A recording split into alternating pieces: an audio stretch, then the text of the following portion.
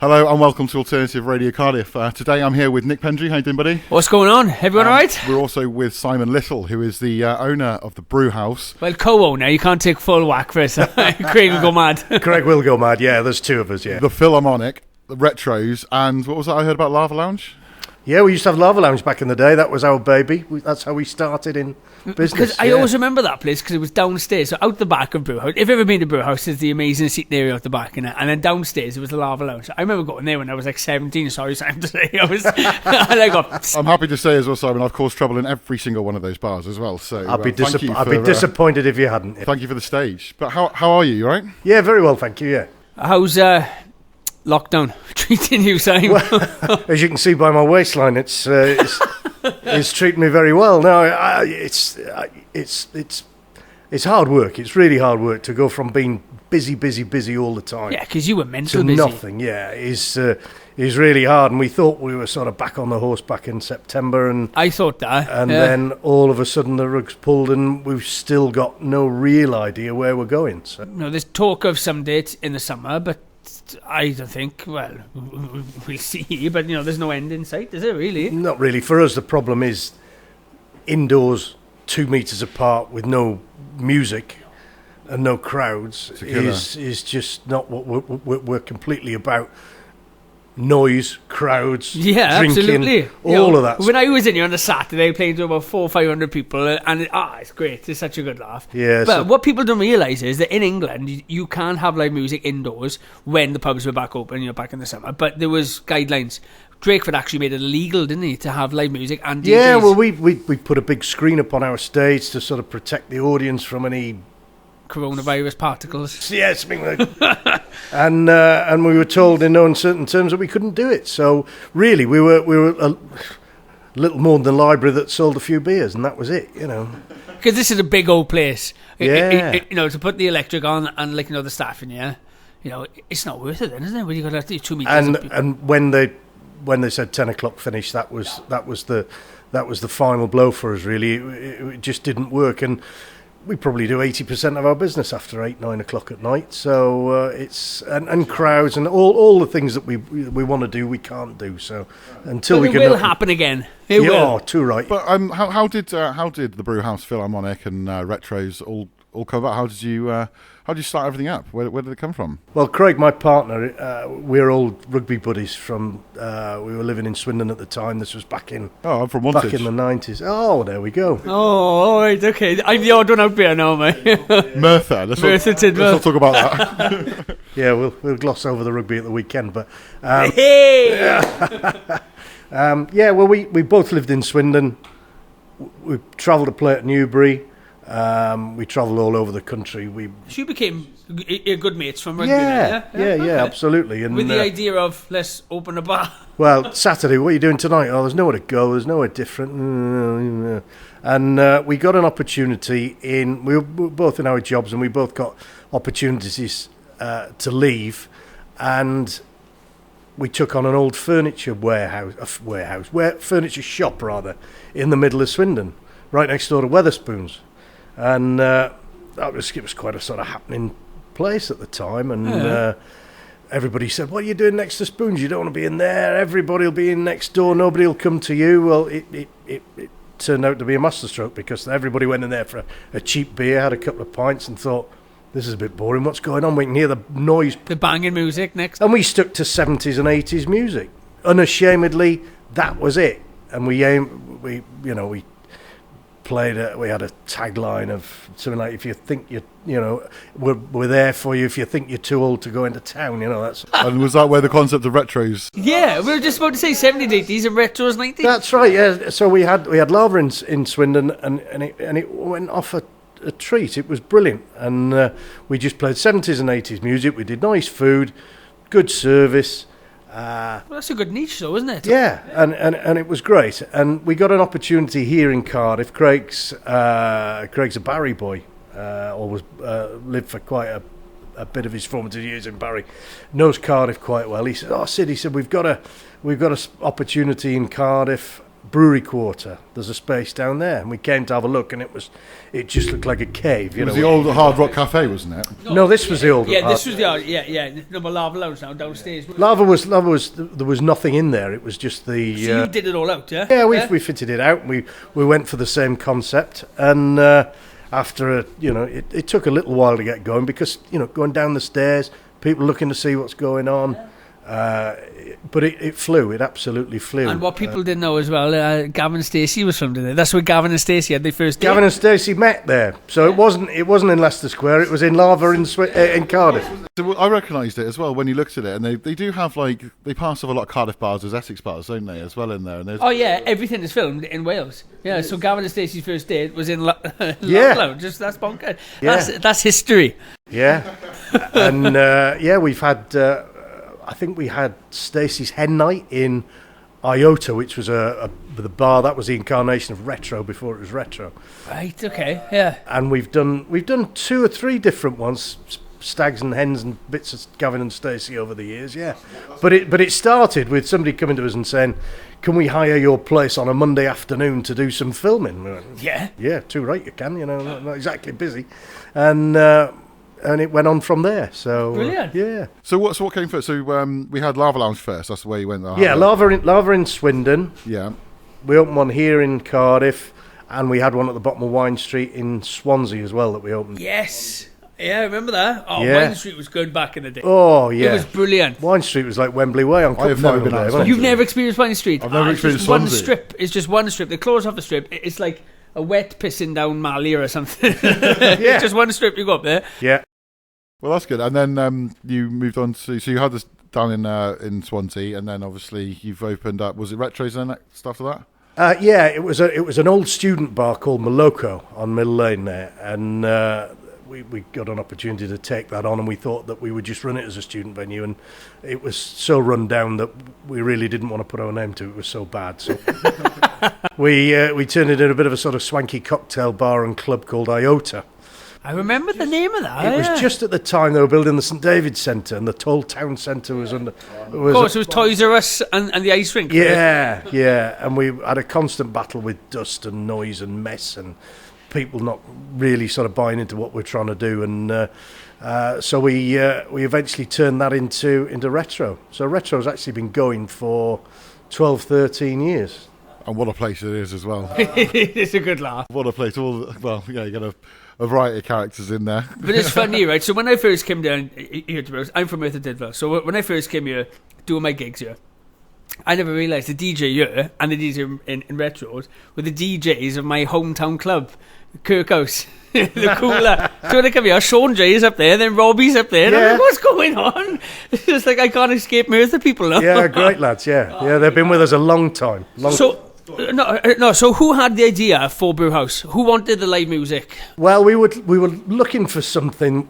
We always want to have a proper hook, something with a proper offer, a distinct offer. So right from the Lava days, we said, look, if you're in our venue, you want to close your eyes, you know exactly where you are. It's not the same old chart music play. And we were talking, live music, Live Lounge was going great guns, but we wanted to do something a little bit nicer than that, really, with respect to Live Lounge. They're great. And food, and good food as well. Yeah. And this venue was empty. Of course, it was the Hard Rock Cafe. It was the Hard Rock. There was a short incarnation as a trancy dancey nightclub, Polynesia. Oh God, do I remember that? No, I never went in there, but apparently there was it was bonkers.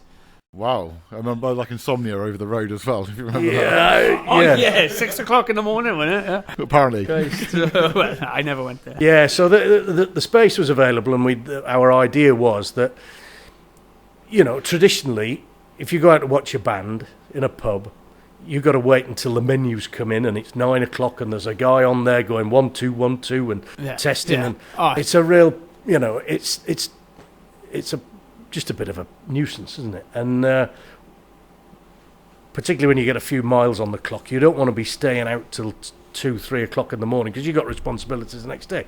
So we thought, well, I tell you what, why don't we bring it all forward? So we'll do the live music from 5 o'clock. In fact, we did some at lunchtime when we. Yeah, there was 1 o'clock. That didn't quite work, but the early slot, 5 o'clock, and off we go. But what's good about here is it's like a conveyor belt. It's so efficient. As soon as one finishes, 15 minutes later, one starts. Yeah, my pet hate is the old 1, 2, can you hear me at the back? Just get on and do it. Plug in and go. Put a show together almost. No, but that's the good thing about here, because we've all got our presets loaded up. So I literally come in, plug into the wall, load my preset, and it's perfect. We can just go. Yeah, so you don't lose that impetus. And, you've seen it. A Saturday afternoon and early evening in here is absolutely... It's amazing. I miss it so much. Oh, we all do. And especially rugby days. Oh. Now, can you imagine right now in here when we beat you guys? I had to get He couldn't help himself, could he? He couldn't help himself. I class myself as Welsh, but I'm... Oh, shut up, will you? Your voice doesn't sound fucking Welsh. Right, but... Yeah, it's better. So you have this place. It's obviously been kicking off loads. I mean, it is a great venue. And then obviously Philharmonic popped up. Yeah, two wasn't enough, was it? Yeah. But you did a big job on Philharmonic. Philly, we'd had our eyes on for a long time. Where are we now? March, aren't we? So this place will be 7-8 years old. I can't even remember how many. I think it might be 7, might be 8 years. And we watched the Philly fall into disrepair, and it was totally derelict. It was a massive old place, iconic. There isn't somebody out of a certain age who doesn't have a story about the Philly. As soon as I mention the Philly, everybody's got a story about it. Oh, I remember this, I remember that. And we'd looked at it for ages, and we just couldn't afford to buy the building. The building was going for pennies, but it needed a massive investment. And fortunately, local landlord and businessman bought it, made the shell secure, and then we fitted it out. And that took a while. It kept on going, postponed. Yeah, we were about 18 months in the making there. Really, there was an awful lot of work. It was full of dry rot. It was like a lot of old pubs. Time is money, and you cannot afford to close for a long time to refurb. So you stick a floor on top of a floor, ceiling on top of a ceiling, wall on top of. Well, it's just how it works. Crash, bang, wall. Oh, no, yeah. But didn't you say, because behind all the walls is amazing brick, isn't it? Yeah. So you had to go to 3 different walls, didn't you? We did. We took it. We just all had to come out. All came out to get rid of the dry rot. And we thought, well, there's no point in going over that. We'll just... No, but it's amazing. For those who haven't been in Philharmonic, they've done it out absolutely amazing. Massive downstairs area. And a very, very popular way. I mean, a popular place to go. I mean, it took straight off, didn't it? And how pleased are you with the developments of all 3 of your bars? Oh, delighted. Yeah, delighted. I think... from early lava days to retro, they were the ones that literally sort of what we took on a Friday. We bought stock for Saturday, and then we had enough to last us through the week, and we built it up. So it was going really, really well up until obviously the pandemic and things like that, and huge name, and then obviously that brought us to where we are currently now in time. Yeah.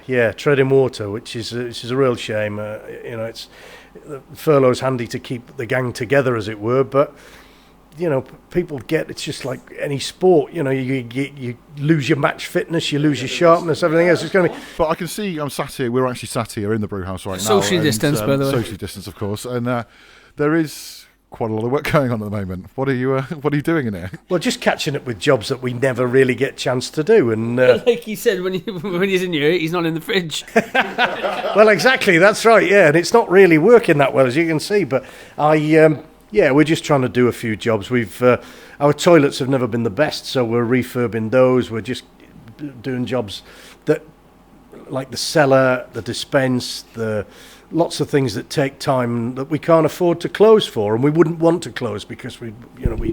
Well, you did close for a little bit because you did the stage out. Well, yeah, we did a full refurb last January, and we closed one half, did that, and then. Because I remember doing a gig up here, up at the top bars, in the window area, and we had a little PA up here. Yeah. It was weird. And all that was sheeted off. Yeah. But we don't want people to go anywhere else. We want to find a better place. We want to hang on to them, and it's it's a really good vibe all the way through the week. Yeah, it is. And you get decent people coming here as well. Yeah, it is great as well. I mean, there's the smoking area, which is great as well. So, I mean, are you all building up to sort of a big reopen, or maybe sort of a big I don't know.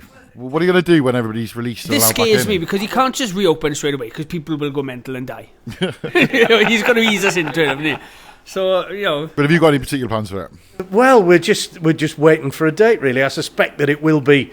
We might start off at 2 meters and no smiling and all that sort of thing. We're just going to have to take a deep breath and just go for it. I think people will be... Even last summer, we had people sitting outside Retro, which is a nightclub, sitting out there on a Saturday afternoon just so they could have a beer with an umbrella, just because they're out and they're out with their friends. And it's, sitting drinking at home is just no good. Even when there wasn't any live music, it was still busy. Yeah. Yeah, it was busy for food. Yeah, I remember coming in, it was packed. Yeah. We couldn't get a table. But we just want to get open properly so that we can get you guys back playing again. I think people will go absolutely bonkers. And if the listeners hadn't realised, Nicky's actually a resident musician here. Yeah, 5 times a week I'm in here. And the first time I go back onto that stage and our first chord I'm going to play is going to be... You're in here 5 times a week, but you only play twice. Yeah.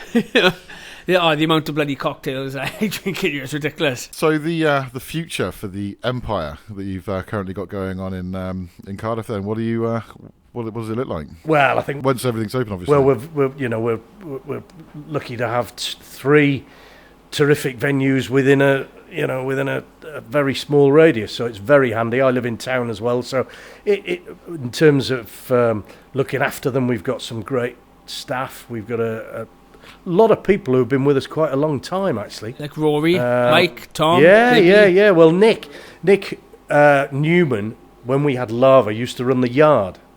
Oh, right, yeah. He's worked. He's bonkers. We'll have to get him on, yeah. Oh yeah, he'll. I've heard that before. He'll tell you some stories. He's got some more stories. He was terrific, and we used to fall out with him because our queue from Lava used to go past his pub here, his empty pub, if he's listening to this, and he'd be there moving his furniture. He'd get your queue away from mine. So. Yeah, but didn't you pinch him from there then? He came here. And then we did in the end. Yeah, we wanted a manager to help us set this place up, and he'd been in Live Lounge for a while, and we asked Nick to come and open and run this for us.